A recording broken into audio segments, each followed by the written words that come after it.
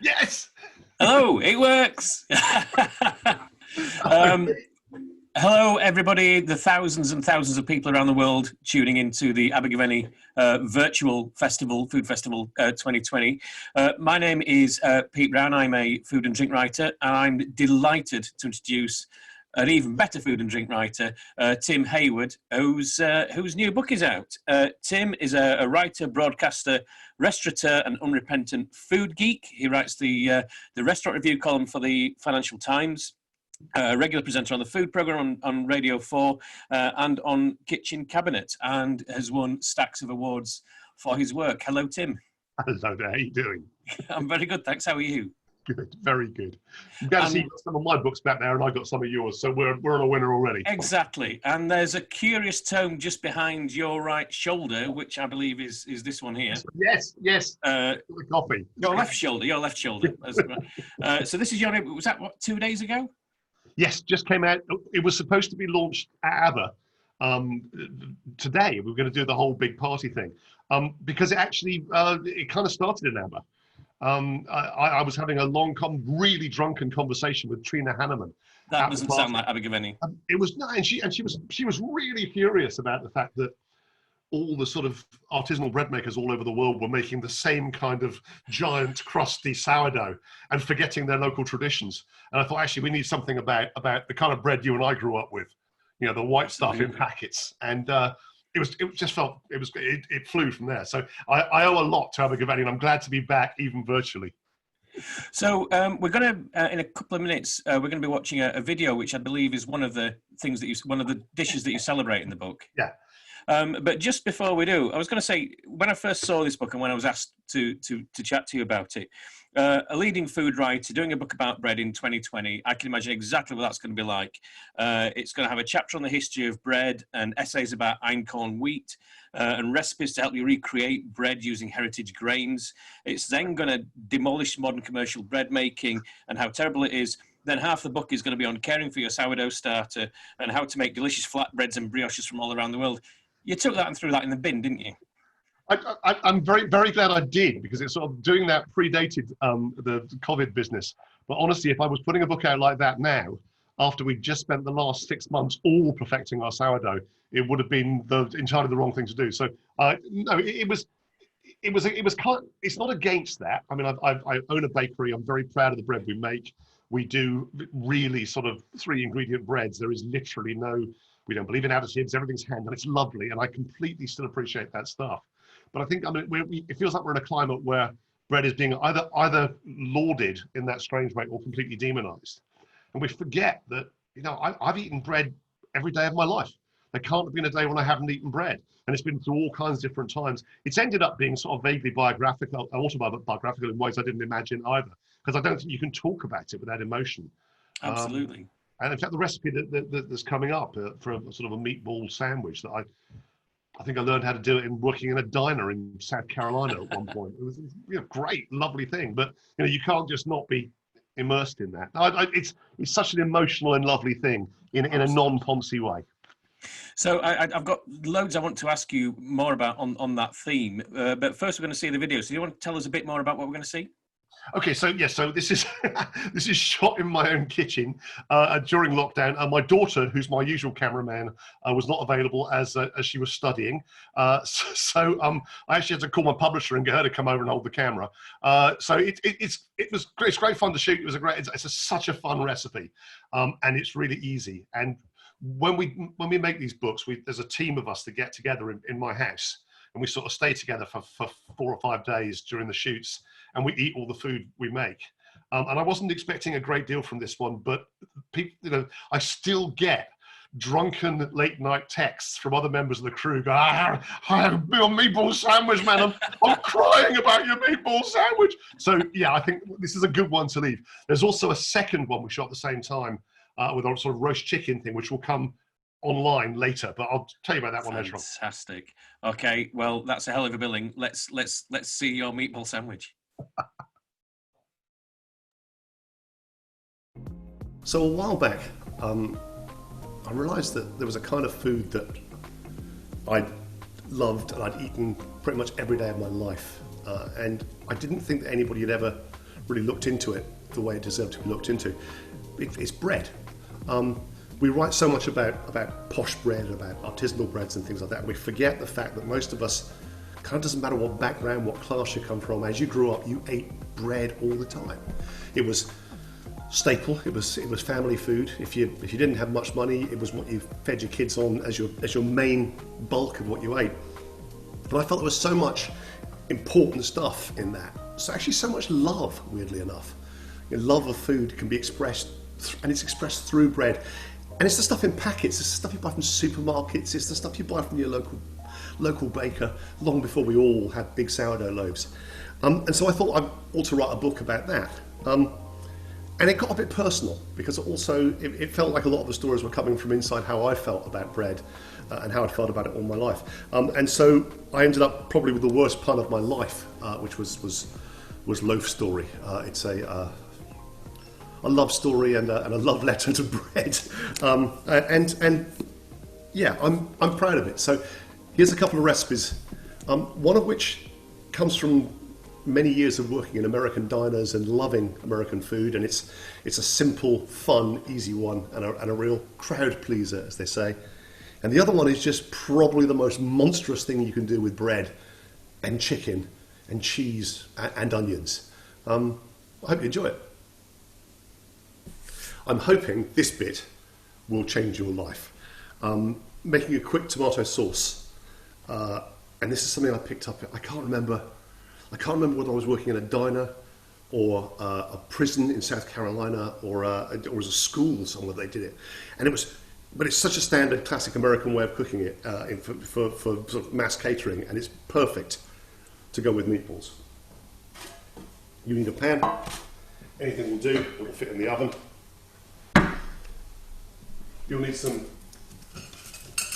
a couple of cans of tomatoes and some garlic. There we go. Just hit the camera person, that was delightful. Okay, that's it. So just crush the garlic up roughly, put it in. You only need a couple of cloves. There goes another broken one in there. Bit of skin never did anybody any harm either, that's fine. There we go. Okay. Then you're going to need a bit of salt, not much. A bit of pepper, not much. This is the kind of thing that you sort of knock up at the beginning of your shift, so you know you'll have it ready later when it's time to serve meatball sandwiches at lunchtime. But it just feels like it's such a terrible cheat. But it actually works really well because it works by concentrating the flavours. So there it is. If you feel like it, you can sort of munge them up a bit, but you don't actually have to. And what we're actually going to do is put this in a hot oven and let it cook for a bit. And we let it cook until it starts to scorch on the top. And by that point, it will actually have concentrated the flavours, so you don't have to put tomato puree or anything else like that in it. It'll have melted down the garlic, and everything will be just beautifully concentrated. Then you just hit it with a blitzer, as they say. Why do we hit it with an immersion blender? I have no idea why that is, but hit it with an immersion blender, and it will make perfect sauce. So I'm just going to lay that one up now.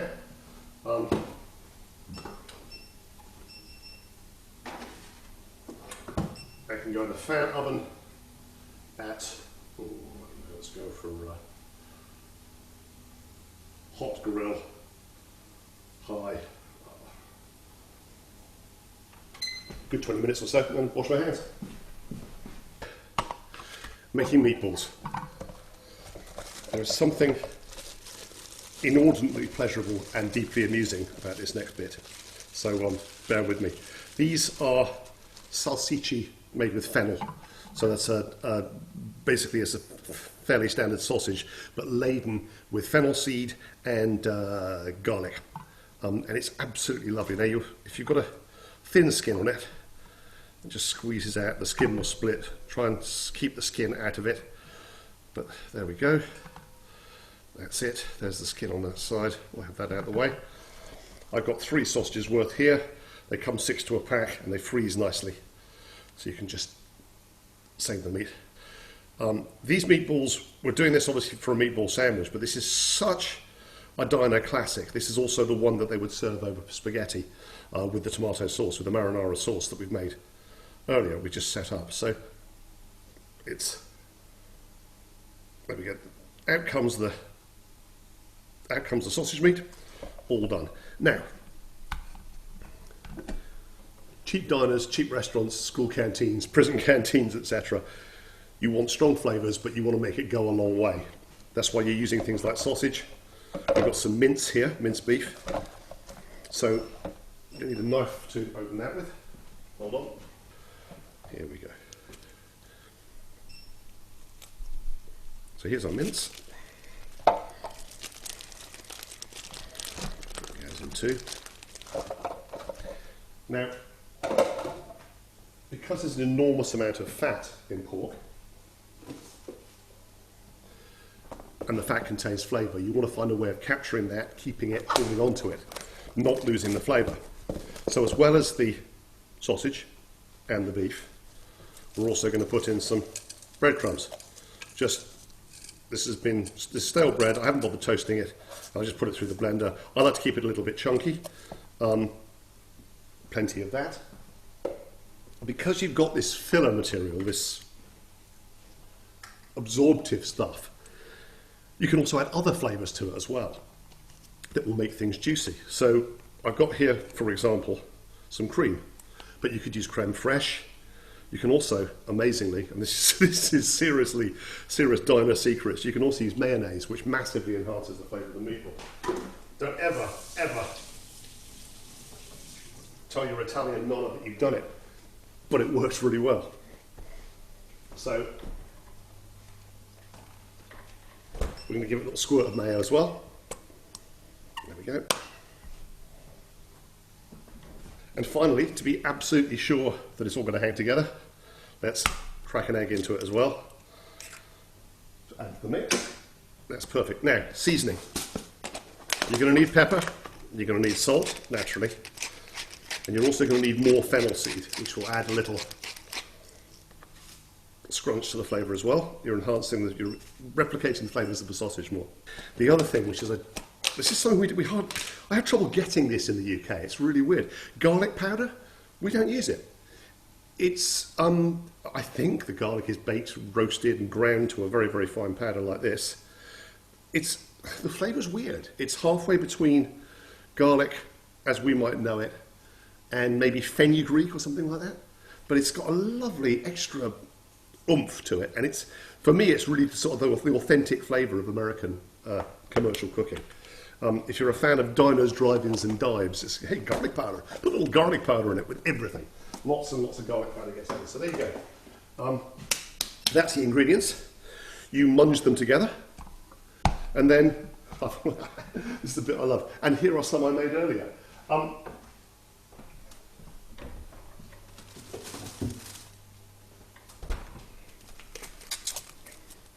You mould them into ball shapes like this. And there we go. And chill them so they sort of hold together overnight. There they go. Originally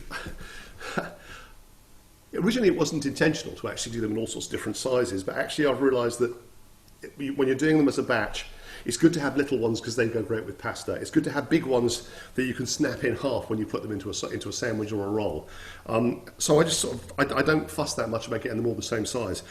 The process of cooking, which is long, slow poaching, means it's never going to be undercooked or overcooked. And those ingredients in combination, you're holding in moisture, you're holding in all kinds of lovely extra flavours in there, using the bread to absorb and soak up. So, in a second, we'll get the tomato sauce and we can assemble this. I was feeling particularly dinery at the moment, so I got my favourite diner mug out and filled it up with really, really bad black coffee. Ooh. Big Bad Breakfast, Oxford, Mississippi, accept no substitute. A fine place for a good breakfast. They would appreciate this. Okay. So now we're going to do the amazing cheating tomato sauce. This is all going to happen absolutely screamingly red hot. So that's why I'm putting a rather dirty tea towel down and looking for another dirty tea towel. You do know the thing about dry tea towels, right? You know, if it's damp or wet, then the heat from something hot coming through will really burn you. Whereas if it's dry, you've got a better chance. That's why chefs keep one over their shoulder for mucking about with, and one tucked down there just for handling hot things. I don't know, might find it useful. to not burn yourself. Here we go. Okay, so this has been under a grill, so it's searingly hot. I'm going to keep the grill hot for things you will see in just a moment. So that's pretty much ready to go. And if you like your tomato sauce lumpy, you can do that, or you can hit it with an immersion blender, which pretty immediately turns it into standard diner sugokasa. At this point, I would also add extra salt. It's going to need it. And at this point, what I like about this is you can glug in loads of olive oil, and you're not cooking out the olive oil. So it retains a really soft, oily flavour and texture to it. Be a good time to put in some fresh basil, if you have fresh basil. If you want to go for a full-on marinara sauce, you'll probably want to put in some lovely cheap oregano as well. And just keep on blitzing till you're done. And that's it. I'm done. Going to put that to one side. The next thing we're going to do is grab the pan you're going to finally cook them in. In this case, look, isn't that gorgeous? Don't you like a Netherton? I love a Netherton. So this is a pan that can go on top of the oven. This is important because what we're going to do is really gently poach the meatballs. So pour in your sauce. As neatly as you can. And then grab your meatballs and sink them into the sauce. If you've calculated correctly, it won't come up over the sides. If you haven't, it will. Perfect. You can sometimes get 7 in there as well if you've got smaller meatballs. Okay. Now that goes onto a top of the oven on a very, very low light, and you just let it poach away. And after, the thing is, you've got to imagine it's like a hot table in a cheap diner, a place that's going to hold the food all day. So you actually poach them for a bit. After about half an hour, I roll the meatballs over. So one side is done, and the other side needs to be done as well. But after that, you just kind of hold them. And the longer you hold them, the better they'll taste. Because what's actually happening is any juice that's coming out of the meatball is going into the sauce, and the flavours of the sauce are going into the meatballs. And you just keep them going. And then when it's time to go to bed, you take them out and you put them in the fridge, or cover them up if you want to, and then you take them out again, which I'm about to do.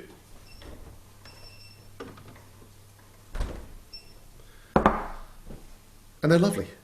They're perfectly cooked. The sauce is stunning. It's taken on all of the flavours of the meatball. Now, if you were running service in a diner, you'd keep those warm all day and make the sandwich warm each time. But what we're going to do is warm those back up so they're ready to be put into the sandwich. Time to assemble the sandwiches. So for this, we're going to need our meatballs.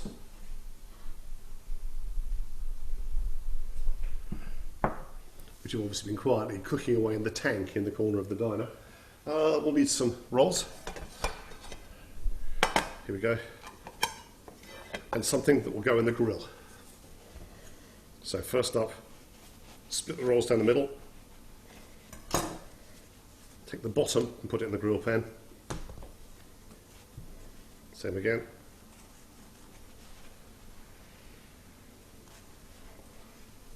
Chop off. Bottom in, that's perfect. Then I'm going to need a chopping board, which I have there, and start with some meatballs. So the best way to deal with them is to cut them in half like that, line them up, while frantically licking your fingers, and then do another one.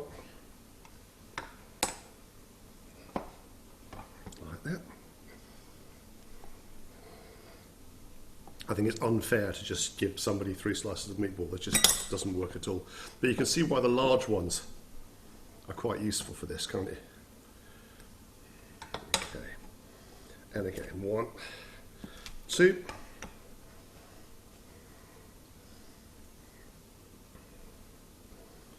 There we go.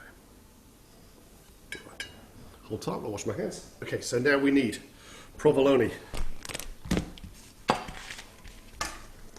This is a gorgeous, gorgeous cheese. You could, if you want, use mozzarella for this. But I actually love this stuff. There's something fantastically dinery about these half-moon slices as well. Okay, try and get most of the wax off. 1. There.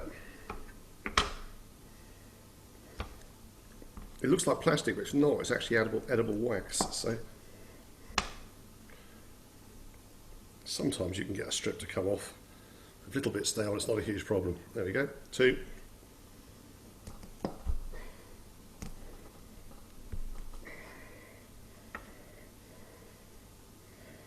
And those go onto the grill. So that's the grill on the highest setting to really sort of salamander the top. Obviously the meat's cooked through, the sauce is hot, the roll is pre-cooked, everything's sort of ready to go. It's one of those reasons that it's the kind of food you can hold on a hot table for hours and hours, and basically it just gets better and better as you do. Just going to clean up here a little. Okay, time to pull everything out of the grill.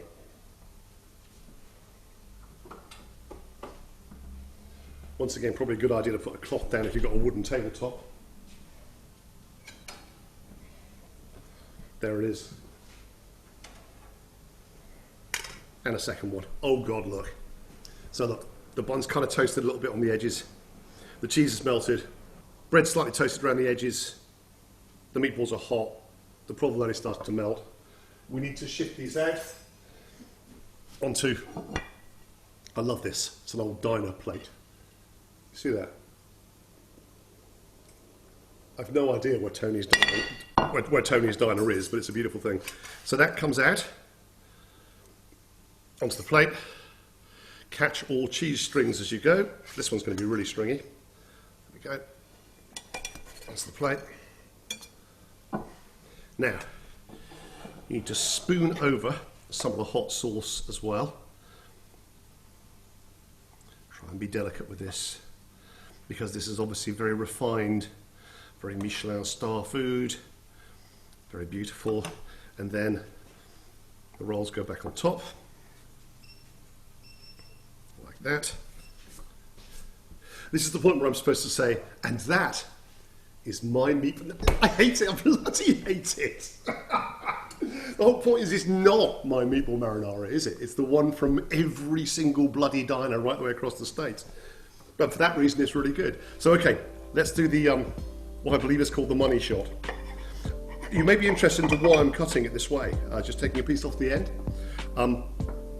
Mainly because my camera person here is my publisher who's holding the camera, and my daughter is sitting over there in the corner, and she's just come home from school just so she can have a bit of this sandwich. So I'm going to go ooh, ooh, yum, yum, but I'm not going to be allowed to finish this. Somebody else is going to eat it. Okay, here goes. Ready? Mm.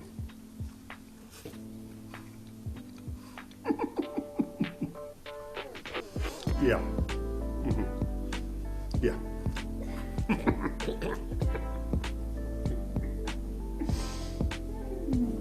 Right, so here comes the commercial message. If you enjoyed how that looked, and I certainly enjoyed how it tasted, go out and buy the book. Buy this beautifully produced, gorgeously designed object, which is, I'm just so immensely proud of, to be honest. I'm proud of what everybody in the team's done to make it, but it really does feel like a labour of love, or indeed a labour of loaf. Okay, I'll leave now, thank you.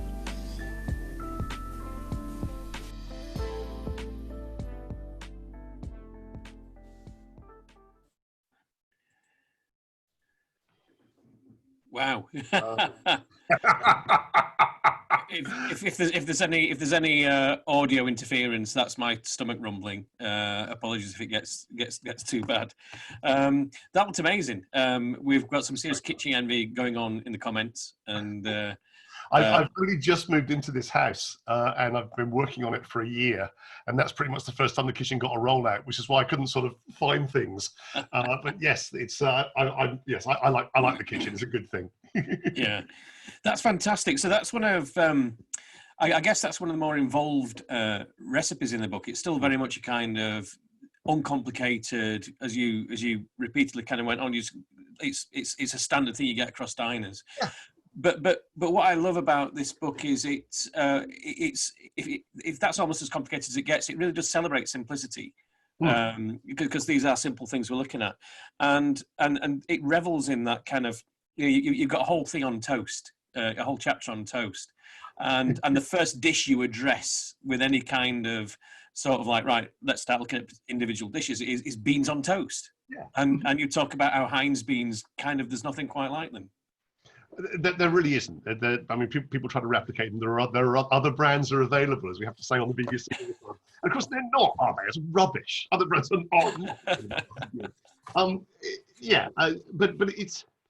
I mean, you must be so aware of this as a writer yourself. I mean, we're often cut back by editors for publication who want less words about sort of more elaborate things. And actually, the loveliest thing is to find something really, really simple and just explore and just dance around how and why you love it. I mean, the bean thing was great because just for a couple of days I was doing nothing but eating beans and realizing that it wasn't the beans so much as the butter. The butter is the thing in beans toast, and it's when you're getting it out of your beard and you're thinking, oh God, yeah, that was something else. And I just love. I can get so enthusiastic about things like that. But if you can get enthusiastic about it, you can write about it, and that's a lovely feeling. Because do you find in food writing that there is this constant sort of pressure to come up with something new, to present something with a twist? And that kind of thing, and because I love the kind of, as I said, I love the celebration of simplicity. Is this a bit of a release from where food writing kind of drives you? I'm very lucky that my publishers let me do this sort of stuff. It is great to be allowed that space. I completely respect where sort of magazine and newspaper editors, etc., are coming from, which is, there has to be constant novelty. There has to be constant simplicity. You have to be working with the ingredients that are available to everybody. All of the limitations that sort of that do sort of hold us back in that kind of writing. But once you get going, it's actually the simple things that are the most exciting. Yeah, I mean, we're in a time where they're also the most comforting, aren't they? Well, that wasn't where I was going at the beginning, and I'm really lucky the way it's panned out, because I think we're all just obsessed with comfort food at the moment, and rightly so. And the level of pressure on all of our lives, I don't think we're even really acknowledging. But I mean, I was just talking to somebody the other day, and they said, at least during the Blitz, you had a bit of downtime between the stress of each bombing raid, and we just had sort of 6 months of an absolutely constant, oh God, we're being led by utterly inept people over something that's just sort of rolling over us like this constant wave. And I think that's just, it's it fascinates me that people have gone back to food as a way of dealing with this. It says something marvelous about food and about us and how we live. I've gone through a period of COVID obesity, being COVIDly obese, it's vital. It's vital to all of us, and this makes it more so. And I think it was just a lucky thing that I hit that wave. Yeah. I'm looking at the beans on toast picture. It's funny you mentioned the butter, because here's the shot in the book, yes. And that's that big blob of butter sitting there. One of the things about the way we teamwork with this is very, very often when the shooting starts, I'm actually able to go back and rewrite. And we had this amazing photographer called Sam Follen. It's a really, really young guy. It was one of the, I don't think he's done that many books. And when we started shooting, I was kind of nervous because I realized that I'd come up with loads and loads and loads of recipes for things that were either kind of brown or kind of ugly. That sort of David Chang ugly delicious thing. And that was the first shot we did on the first day, and he looked at it and he made it look like I don't know. I'm looking on the back of his camera and I'm thinking, Jesus, that's beans on toast that could go on a gallery wall. And in the end, we actually had the designer in the room at the same time, and that's going through his brain, and he's thinking, let's give this some space on the page because it's going to look like a gallery picture. And it's sort of everything in that teamwork thing carries you along in the production of the object. That was a great shot, and it was really in the context of making the book. That was a really key thing. You know, once he'd nailed that, I thought this is great because later on there's a picture of mince on toast. Yes. And I didn't even want to tell him about that until the day of the shooting, because he probably would have gone away and never come back. Yes, you've got to make mince on toast look good. Oh God, but he did. He really did. And then that makes you go, oh God, I can get an extra 250 words in that about how delicious this actually is. It reawakens your enthusiasm.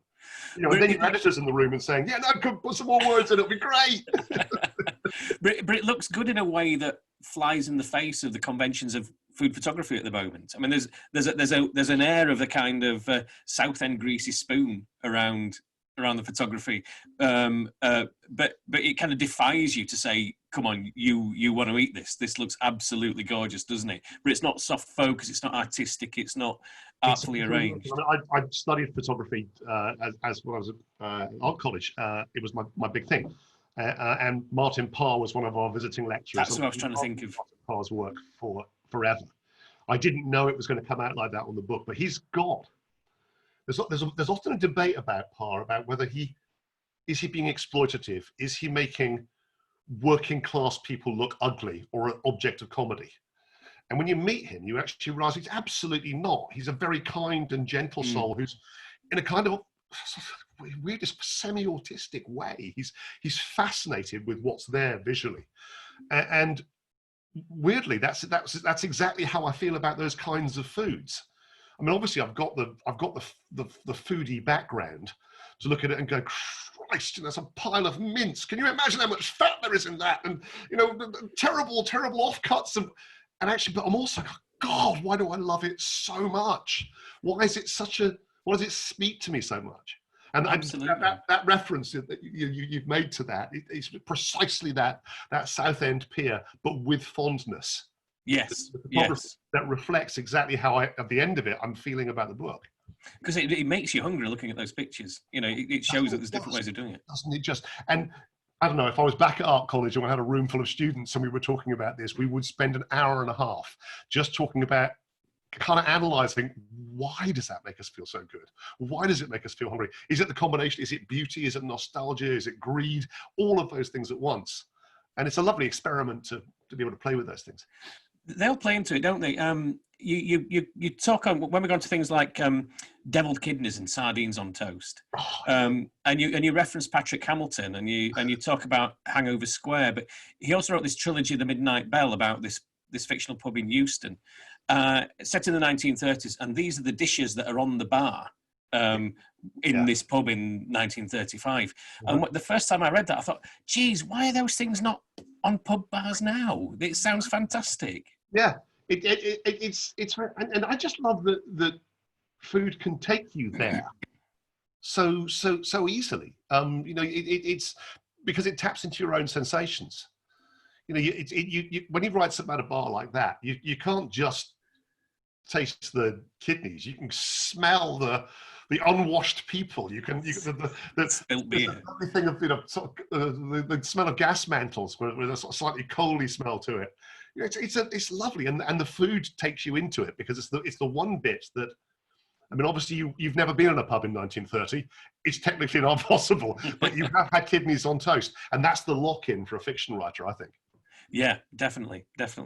Yeah, I get the impression you could have written a lot more about toast and various things on toast. Oh, we could have done 3 volumes on toast. Absolutely. But then you move on to sandwiches after that, and of course we you know, this is our kind of national obsession. Last month we were basically told off by the CBI that we had to go back to our city centres and back to our offices in order to save our chain sandwich shops. This was our national duty to save Pret. You know, it's our patriotic duty to do that. you've got some thoughts about the kind of pre-made packaged sandwich. There's a beautiful description of it where you talk about the awful, over-mayoed, troublingly moist, 9-month shelf life, gas-flushed monster sandwich, where you get plundered for a fiver. How do you feel about these sandwiches? It just seems like a terrible waste. It's not so much that the sandwiches themselves are bad, because some of them aren't. If you spend enough on it, you can get a pretty decent, well-made sandwich. What's sort of frightening is because of the process of the 2.25 most depressing words in the world, grab and go. Oh, yeah. I know. And because you don't think about the sandwich as a thing to eat and enjoy. You think about the sandwich as a thing to physically get. And when I first moved to London, just after I left art college, I was living in a squat. I was a struggling photographer's assistant. But everywhere around Clerkenwell then were these little Italian joints, which made the worst espresso in the world. I mean, it was literally, it would burn its way through your shirt from the inside. It was that horrid. But they also had these deeply unhygienic glass sandwich bars, and you'd go in and you'd choose one of 4 different kinds of roll. And they'd go along and they'd make it up for you. And it was lovely. And we've lost all of that. I don't know anywhere I can get a custom-made sandwich in my town. No, I think the same in London. That's what seems to be lost, is the fact that we've somehow, those things are not bad food. They don't taste bad. There's a reason that 85% of the country go back and buy exactly the same bloody sandwich every single lunchtime, because it meets all of those gastronomic needs except joy. Exactly. You don't get that kind of the interaction with Luigi at lunchtime that ends up with you, with a mayonnaise in your beard. Yeah. Yes. I mean, this is where this is the point where you cross over a bit with my last book, which you wrote a very kind review of. And so I was doing some research, as you've done here, into the sandwich making industry. Yeah. And some of those, all these sandwiches in the various different chains are all made in the same couple of factories. Yes. And the people who run them, I read one feature on it where the guys in charge, they seem genuinely offended by the idea that someone might want to make their own sandwich at home, because it's so easy to go and buy one. But you and I both worked in advertising, in marketing. You know how I think people in agencies have to make a physical effort to remind themselves that. I used to work in an agency where they wouldn't let you use the word punter. And they wouldn't let you use the word punter because it was your way of detaching yourself from the person you're eventually serving. And you must never forget that it's a human at the other end. And I do think that's the thing that offends me most about the gas flush sandwich pod, is that they've sort of forgotten that it's actually somebody's lunch. Instead, a combination of meal occasion, barrier layer, various forms of filling that meet the fashionable dietary requirements of the year. And because it's Christmas, we'll do the seasonal version as well. And you talk about how over fussy some of these things become, and then I mean, this is very, very close to my heart. How then, if you're making a sandwich at home, you just do the simple basics. A simple. You talk about the love of a basic cheese sandwich with none of that messing around. You get it right, don't you? Because you've got your favorite bread, you've got the right butter, and you've got your favorite cheese, and it's very functional. But it's also, there's a level of purity in that. Now, if you're Rennie Redzepi or something like that, you can get a plate, a handmade plate like that, and you can put half a mushroom on it, and everybody and put it out there, and everybody, oh, it's so audacious. I'm just thinking about the purity of the mushroom. Whereas actually, sardines on toast out of a tin. If it's the right sardines, the right tin on your favorite bread at exactly the right time of the day when you're the right kind of hungry, you're going to trigger more than ants on a stick is ever going to trigger. So yeah, definitely. And of course, the other thing about sandwich shops is because they're so aspirational, they're never going to do a crisp sandwich, are they? Oh God, the crisp sandwich is just going to haunt me. That's what this book's going to become famous for. That's what it's going to be remembered for. So I'd never had a crisp sandwich because I have a problem with the textural thing. It just the idea of biting into something that's got crunch in it. And I went on was doing the radio program, and we did it back then, before COVID. We did it before a live audience. And I think we were in Birmingham. And somebody, we were all playing to the crowd, somebody said something about crisp sandwiches. And the host said, let's have a sort of a round of a quick quiz here. Who on the panel likes crisp sandwiches? And everybody went, and the audience went, yeah. And I went, no. And they literally booed. 300 Brummies were howling at me on the stage because I'd never had a crisp sandwich. And I thought, okay, this is really, I've got to go do it. And I asked lots and lots of people. Annie Gray, the food historian, she's got this great thing. She travels all over the country, and she reckons the best thing about a crisp sandwich is you can buy the worst sandwich anywhere, or they'll give you the worst sandwich because that's what's on your rider, and you can rescue it with salt and vinegar crisps. But then I spoke to another really well-respected chef who's sworn that I can't tell you who it is, who will only put hula hoops in a sandwich, but in every sandwich. It's like, and you start writing them down, all these different combinations. Anyway, so I went and bought I went to a petrol station to buy cheese and ham. I bought a special kind of square salt and vinegar that somebody had said were really good because they tessellated well. And I drove to a place out the back of some garages on the edge of Cambridge that I know, which is the sort of place you go to do dirty transactions. You know, if I had to shift 400 tons of dodgy agricultural diesel, that's probably where I'd end up. I got it out on the bonnet and I made it and I ate it. Actually, I chickened out at the beginning. I did the chefy thing. I ground some up to make it into a powder and dressed the sandwich with the powder. And that tasted revolting. And I did the thing with the crisps. And I didn't die. It was actually pretty good. It was actually really, really quite, I could see the point. I can see how I could grow to love it. Crisp sandwiches, I think, are going to be, there's some kind of future in them. You're going to, no doubt, get inundated with different, you give a list in the book of the ones that you've been encouraged to try. What's your recommendation? Monster Munch and things like that. My one from when I was 10 years old, ready salted crisps, crumbled OXO cube. A crumbled OXO cube? Yeah. Oh, man, that's indecent. It really is. It really is. Never did me any harm. Oh yes. We've got about another 10 minutes. If anyone's got any questions, then please put them in the Q&A or the chat. We do have one question from Claire Lewis, who asked this right back at the beginning when I was sort of talking about what your book isn't. But there's been a massive increase in the number of new non-traditional grains in the last few years now versus old grains and methods being used to make bread. Do you have any predictions for a new popular kind of loaf in 2021?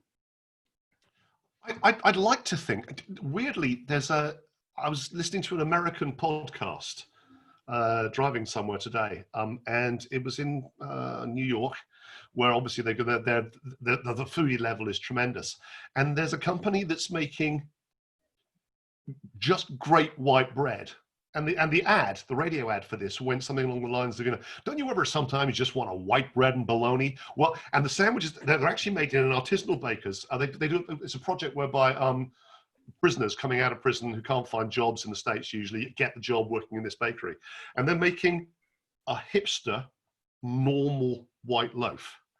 And you think, God, that is just so bloody meta. I just can't get my head around it. But actually, I do think that a good quality, zero preservatives, white loaf that taps into those elements, because I think we have, we've grown past that the hipster giant niche, and we want new things. But actually, part of the point of this book is we can find all kind of innovation, but actually there's so much in our history that we've neglected. A really nicely made, proper white sliced that kind of semiotically harks back to the old Sunblessed, but wasn't so full of awful gunge, would be a lovely thing. I also would love to see more of the really, really thick Scandi loaves, because I think there's quite a serious. Somebody said the other day that a low carbohydrate diet is now the de facto middle class diet. Have you noticed that every time you go into a restaurant and you order something, it doesn't come with a carb anymore? The carb is an extra, and it'll be right off the end of the menu somewhere. And we're losing that possibility. And I think the idea of something that's sort of small and very, very moist, very dark, very cakey, and when you have a slice of it, you know that you're having a little piece of bread, and it's a lovely thing, but it's also lower in carbohydrate. So I think there'll be quite a lot of that stuff that we'll start to see as people kind of rediscover. But your first one, your White Loaf, we've seen exactly the same thing happening in craft beer. People drinking lots of industrial lager, getting into IPAs, sours, big pastry stouts, and now the biggest thing is well-made lager again. But this is it's a funny thing, isn't it? I think you and I had this conversation drunkenly at one of the Abbas or other, but that thing about I've got so into various forms of craft beer, going off into the sort of mad sours and saisons and things like that, and actually I've moved. It's almost like there's a separate category of. I love when I lived in the States. There was a thing where people would sort of come home from work. You could buy beer in the garage on the way home in the filling station. And you had one, actually some people, there's a shower beer is quite the thing there. You come home, you get in the shower after a day's work, and you have a cold one in the shower, which is a lovely thing, but it was like it was a soft drink. And actually sometimes coming home in the evening, what I actually want is a very, very mildly alcoholic, grown-up soft drink. That's I think is, very much informed that thought, because I was thinking about the beer before I started thinking about the bread, to be honest, and it really made me think, actually, there's an equivalent to that, isn't there? It's a lovely soft white sandwich slice. Absolutely, and that's what we need. Yeah, definitely. Kavita's asking, of all the sarnies in the book, what is your one true sarnie? My one true sarnie, it's a tough one, because it's always the last one, just the last one I had. I'm very, very fond of a tuna melt. Properly done, that's a good thing. But I just think the BLT, in the end, possibly because it's something that you can pretty much vary any sandwich at all. But because it's got an acronym, if you do anything with a BLT, it's not a BLT anymore. It's kind of a purist. All you can really argue about is whether the bacon's smoked or not, whether or not you fry the bread in the fat or not. There's nothing else, and it is. There's a really interesting thing I think about sometimes it's easy to sneer at foods like that. They're so rubbish, they're so populist. Actually, what's happened is those things have been tested by the biggest focus group in the world over decades, and they haven't stopped liking it, and so it hasn't gone out of print, as it were. It's still the loveliest thing, and as long as that's true, I think we can, we'll keep going back to it. Yeah, definitely. I've got one more question here. Mary Palazzo, when you were in America, did you ever eat a peanut butter and jelly sandwich in Arnold's brick oven white bread? Because Mary grew up on those and would kill for one right now. I had an American wife who grew up in North Carolina. She would have called herself a redneck. I wouldn't. She was far more elegant and refined than that. But she made me eat those quite often. There's something about grape jelly that we just don't have it in the UK. I think if you tasted it, it would probably read, as an English person, it would read as a cheap chewing gum flavour. It's a weird one, but it's very, very much beloved. I don't mind them at all, actually. I really don't. This is, we have to wrap up, and I certainly have to go and make some sandwiches. And, so the book is Loaf Story, A Love Letter to Bread. Available wherever you buy your books. Available wherever you buy your books. Preferably from a fantastic local independent, please. I just love how it's a proper serious foodie book, but also acknowledges the everyday and the ordinary and mixes all that up quite beautifully. And that's an amazing compliment. Thank you very much. It's just so honest and brilliant and inspiring. So I was going to be trying to lose some weight this week, but I don't think that's going to be happening now. So thanks very much, Tim. Thank you everybody for tuning in, and enjoy the rest of the virtual festival. Maybe see you at the fireworks. Yep, see you at the castle. Yep, see you up there. Cheers. Bye. Bye. So hello friends.